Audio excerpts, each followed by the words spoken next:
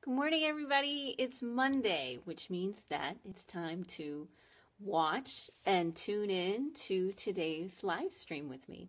If you don't know who I am, I'm Rita Hickman. I'm a body mind expert. I'm a shiatsu massage therapist. Hey, Kathy, great to see you. I'm an intuitive healer, all that other really great stuff. And Jenny's here too. Awesome. So my specialty is helping women navigate through the stresses of being alive and the stresses of being alive in today's world, in today's society. And so this week, or at least today, I want to talk a little bit about chronic pain. Now, I've been doing a coaching program that I've been leading, and last night I did a really great coaching call with someone. And I was able to dive a little bit deeper into, my perspective and how I've worked through things and gotten to the other side and the tools that I've used. And one of the main things that came out of it was the person that I was working with, that I was coaching, said, nobody thinks the way that I do. Not that I do, but I think the same way that she does. And she hasn't been able to find anybody who thinks the same way that she does wherever she's looked. She's done the guru route. She's done the, spiritual healer route. She's done the mystical and the metaphysical and all of those routes, and not been able to find somebody who really got what it was like to have the experiences or live parts of the life that she did.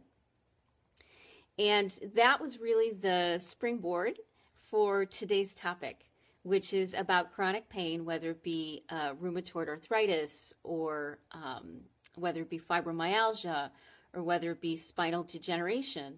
Maybe it's emotional pain from a past trauma or emotional pain of a relationship that you're in or a situation that you're going through.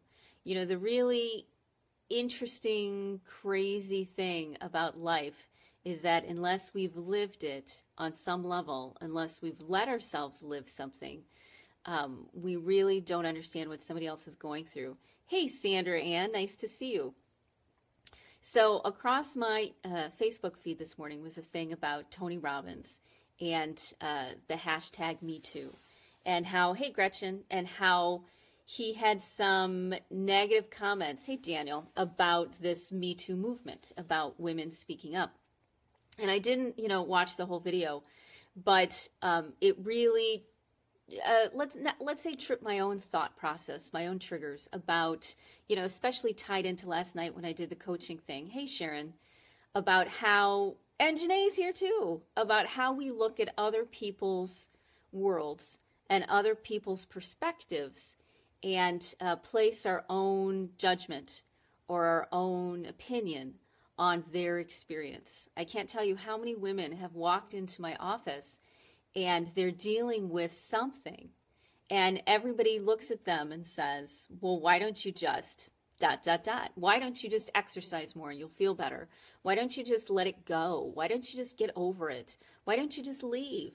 Why don't you just, do whatever this incredibly difficult thing is for you? Why don't you just do it? What's wrong with you? It's easy. I do it all the time. And chronic pain, no matter what form it comes in, people tend to treat others who are dealing with this pain, whether it be, racial injustice, whether it be sexual injustice, no matter what it be, unless we've walked in those shoes, we look at other people and say, well, why don't you just? Because we don't understand the ins and the outs and how complicated it is, and how everything is a step-by-step process to get from where you're at to where you want to be. It's not as easy as just get up and go exercise. It's, what can you do right now that will get you to the point where you can get up and go exercise? If you're so depressed that you can't get out of bed, exercise seems like the farthest thing away. Hey, Stan. If you are in a relationship and this is the only relationship you've ever known, then just up and leaving is a tremendous risk, and one that maybe you're not ready for. I've had a lot of women walk through my door who've been divorced, and they were encouraged and pushed and, and told, you need to do this. You need to cut this person off. You need to get them out of your life. And for where they were right now, that wasn't possible. They weren't emotionally ready. They weren't physically ready, but they did it. And they ended up now still struggling with the same relationship issues that they struggled with in the relationship they were in. They just got a little break from them. That's it. Hey, Sue, great to see you. They got a little break from the pain, but nothing ever really got resolved because nobody understood where they were coming from.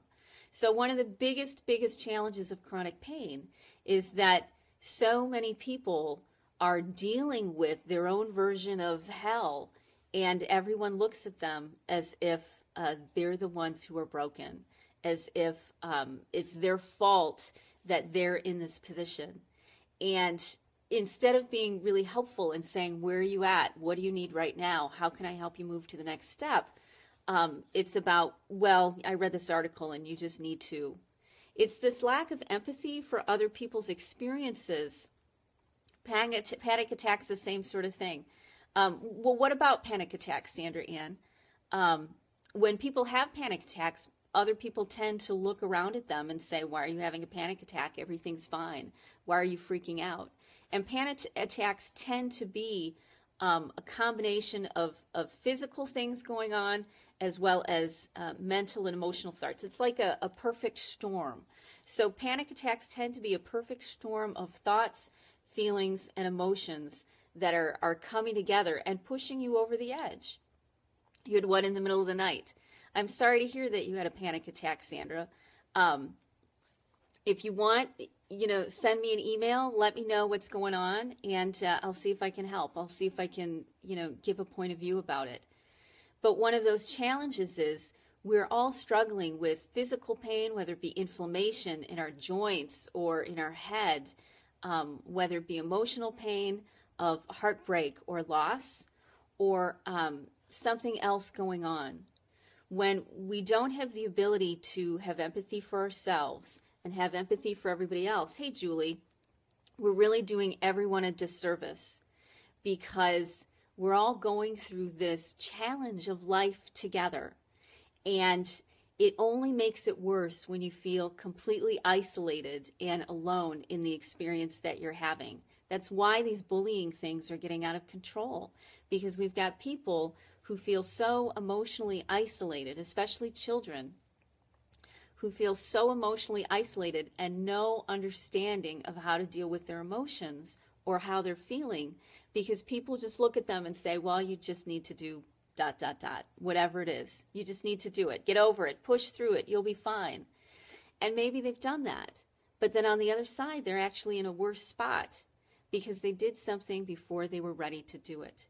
Because someone who really understood the process that they're in didn't walk them through it. Hey, Robin, they didn't walk them through it, hold their hand and say, look, these are the tools that you need, and this is the order you need to take them in so that you can really get to a place where you can thrive as a person.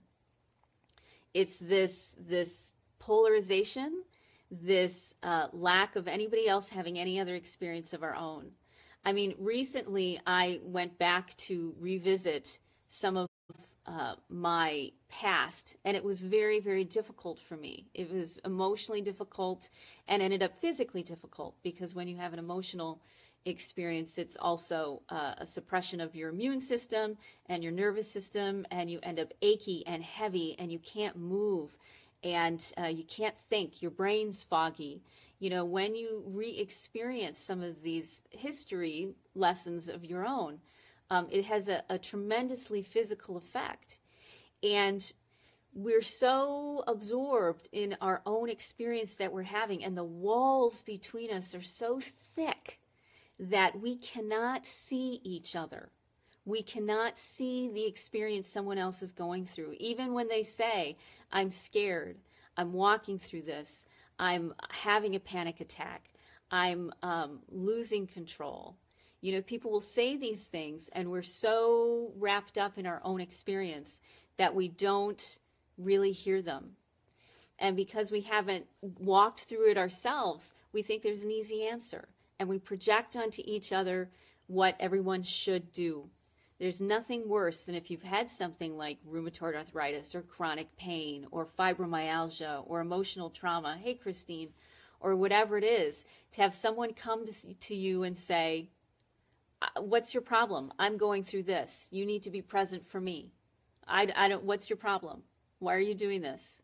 You know, there's nothing worse than that. When many times what will tend to break the cycle is to have one person that can say, you know what? I get it. I understand. Now, some mental and emotional issues are so much bigger than that, and physical issues are so much bigger. But if I've learned anything, is that we're constantly living in this balance. And one thing on the positive side can keep us stable and move us forward, and just one small thing on the negative side can make everything sort of fall apart.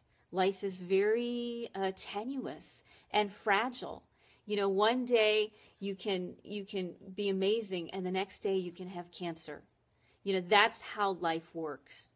And so when we can be that person for somebody else, even if it's just in passing, that says, I understand, I get what you're going through, I get it, you know, I've lived this, that can make all the difference in how much pain we feel, in how much struggle we give, how much we're fighting. It doesn't take much, you know, to tip the scales one way or another. So if you're dealing with chronic pain, you are not nuts. There is nothing wrong with you. You are not making it up. You are not alone either. Because a big piece of what makes it worse physically, mentally, or emotionally is this idea that you're all alone in your experience, that nobody else gets it, and that there's no help for you out there. That helplessness, that hopelessness, that emptiness, that loneliness takes all of your symptoms and magnifies it times 10. Hey, Sherry, great to see you. When you can find even one person that says, I understand, let's see if we can help, it really does make all the difference. So if you're that person who's struggling with something, you know, have compassion for yourself. You can be that compassionate person for yourself. And if it's someone else that you see is struggling, you don't have to fix anything, but being present and saying, maybe I don't understand what you're going through, but I understand pain and I understand suffering, and you're not nuts.